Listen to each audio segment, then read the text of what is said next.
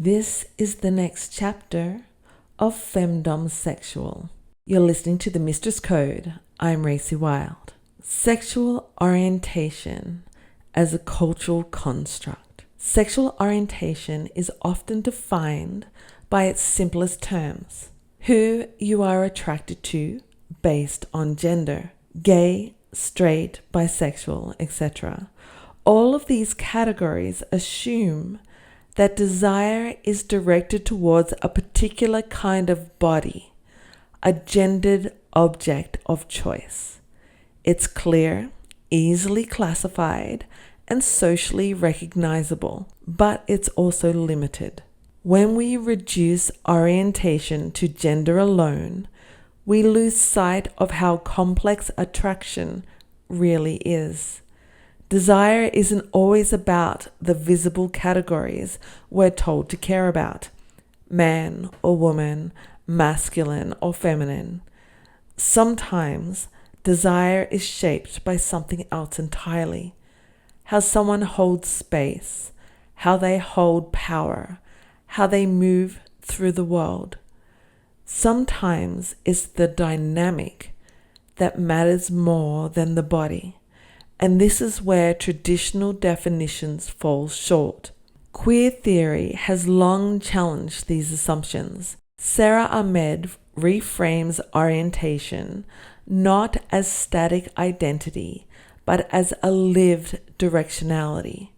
The way we move through the world in relation to others, shaped by our attractions, attachments, and embodied histories. To be orientated, Ahmed writes, is also to be turned toward certain objects, those that are reachable, which are available within a certain field of perception.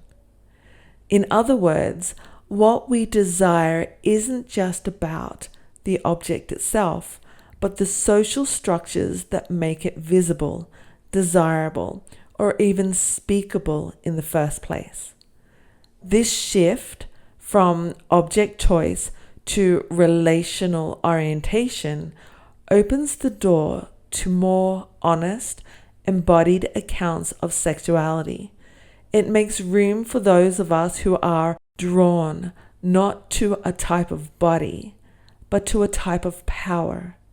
And that's where femdomsexuality begins to take form.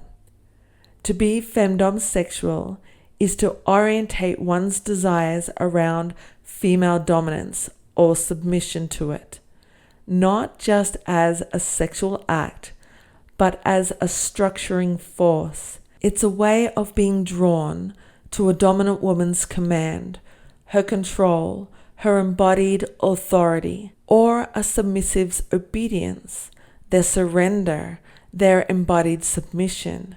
It's not just what happens in bed, but how each exists.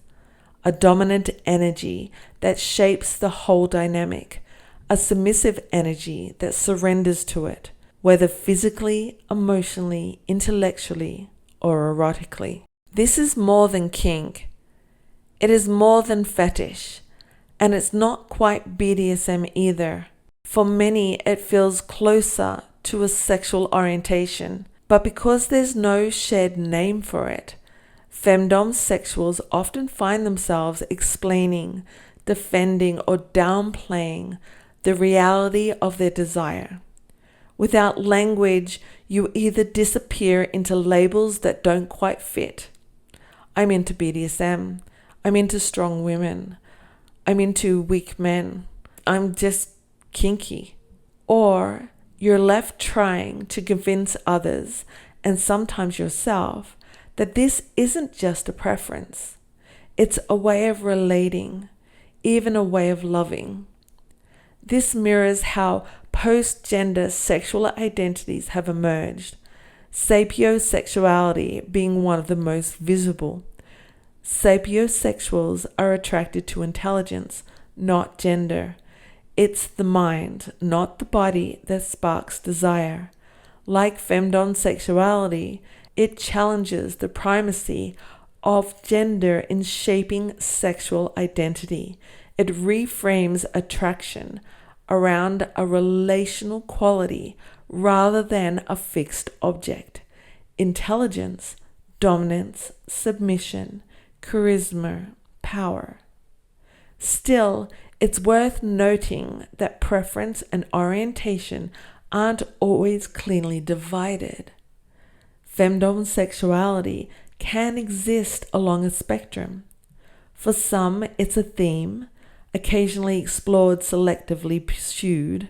For others, it's foundational, not a role they step into or seek out of thrill, but a deep and consistent structure of desire, the kind that doesn't go away when the scene ends. This is where orientation theory and queer genre theory overlap. Both show us that desire is shaped by more than just personal voice.